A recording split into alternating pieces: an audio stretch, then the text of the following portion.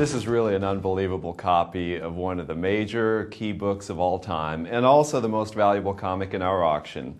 This is the Marvel Comics #1, Denver pedigree copy, certified Very Fine Plus 8.5 by CGC. This is one of the most amazing comic books we've ever offered here at Heritage. Ultra desirable, very nice copy. The edges are perfect, as you'll see.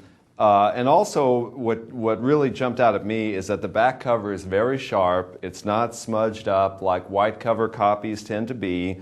No dust shadow or anything of that nature. And really, when you look at it, it's got a couple of small, tiny color breaks along the spine. And as far as I can tell, that's the only thing that kept this from being a near mint minus or near mint, in other words, 9.2 or 9.4 type copy.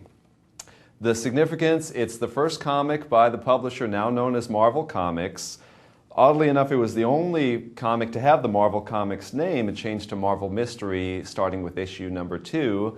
And it's got the first appearance of the Human Torch, who looks a little bit different on the cover than he did later. Very striking image. And it's also got the first newsstand appearance of the other major timely character, which is the Submariner, who's not on the cover but appears inside.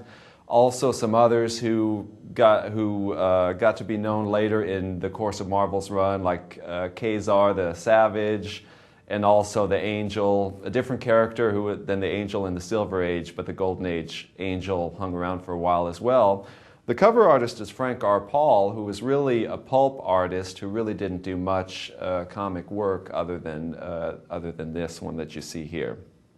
Now, if you're not familiar with the Denver collection, not only is the Denver collection something different than the Mile High collection, the Denver collection is actually not from Colorado at all, but from Pennsylvania, and it's got the name Denver collection because at one point, the comics were sold in Denver, and it's sort of like the San Francisco pedigree, which isn't really from San Francisco, similar type of thing.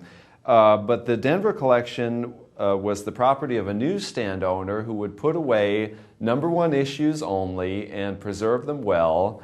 These days, for kids at the comic store, that's par for the course, that you put away all the #1s and that you treat them well and don't mess them up, but back in the Golden Age, that didn't happen very often. When the Overstreet Price Guide first came out, Marvel Comics #1 was considered the most valuable comic in the hobby. The only ones that have passed it so far are Action 1 and Detective 27.